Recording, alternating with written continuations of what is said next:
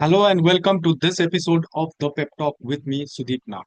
Today I'm going to touch upon a very important topic for corporate HR training and especially for assessment centers and development centers, and particularly related to behavioral event interview BEI.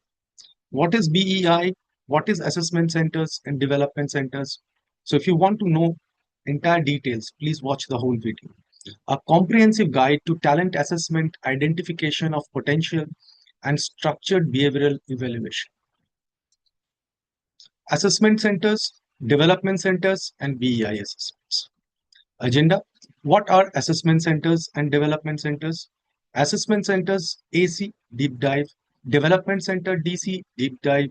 AC versus DC, side by side comparison. Behavioral event interviews, BEI. BEI in practice, integration and best practices.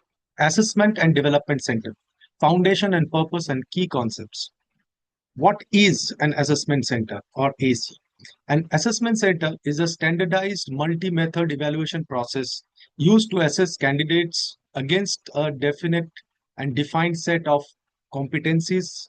Multiple trained assessors observe participants completing realistic job related exercises to make selection, promotions, or talent decisions. Number one, multiple exercises, role plays, group talks, intake, presentation, case studies. Multiple assessors trained behavioral score independently to reduce bias. Multiple competencies, each exercise assesses several competencies simultaneously. Standardized process, same conditions, same scoring rubrics for all participants. Job relevant scenarios. Exercises mirror actual role challenges and context. Consensus decisions, assessors calibrate rating in a wash up session. Assessment center the process. Number one, define competencies. Identify the competencies critical for the role or level. Number two, design exercise. Create realistic scenarios that elicit competency evidences. Number three, train assessors. Calibrates on scoring behavioral interviews and indicators, BIs. Number four, run the AC. Participants rotate through exercises over 1 to 2 days. Number five, assess and score. Assessors record behavioral observations. Number six, wash up and decisions. Consensus decisions, final QAR ratings. QAR, overall assessment rating, BI, behavioral indicators, wash up, post assessment center, assessors calibration session. Assessment center common exercise, in-tray, e-tray, competencies, planning, prioritization, and judgment. Group discussion, competencies, collaboration, leadership, influence. Role plays, competencies, communication, EQ, negotiation. Presentations, exercises, competencies, communication, analysis, and persuasion. Case studies and analysis, competencies, analytical thinking, decision making. Structured interview, competencies, all competencies post behavior. Development center, unlock potential and accelerate growth. What is a development center or DC? A development center use the same multiple exercises, multi-assessor methodology as in AC, but with a fundamental different purpose. The focus is on the individual growth. Participants receive detailed feedback and co-create a professional development plan, PDP. There are no pass or fail decisions. Development center, development focus, collaborative ethos, rich feedback, personal development plan, strengthen and gaps, ongoing journey. AC versus DC side by side comparison. Dimensions, assessment center, development center. Primary purpose, selection, promotion, placement. Primary purpose of DC, growth, development plan. Main output, hire, promote, reject decisions. DC, personal development plan, PDP. Participant mindset, competitive, perform to succeed. In AC and in DC, collaborative, explore to grow. Feedback given. In AC, limited, post-process summary. In DC, detailed, immediate, and for development purpose. Pass and fail. Yes, clear, go, and no go decisions. In development centers, no. All outputs are for development.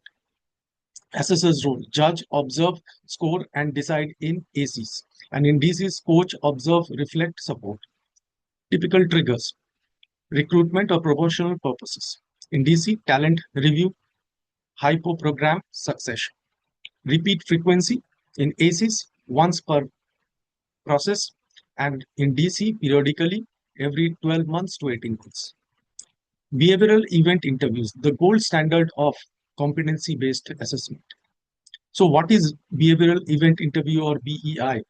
BEI is a structured interview technique based on the participant that the past behavior is the best predictor of the future behavior.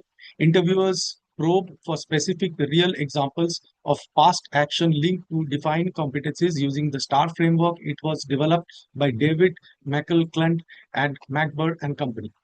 STAR framework: S for situation, what was the context, when and where did that happen, and what was the challenges you faced. T, task: what was your specific task, responsibilities, or objectives? What was expected of you? Action: what did you do personally? What steps did you take?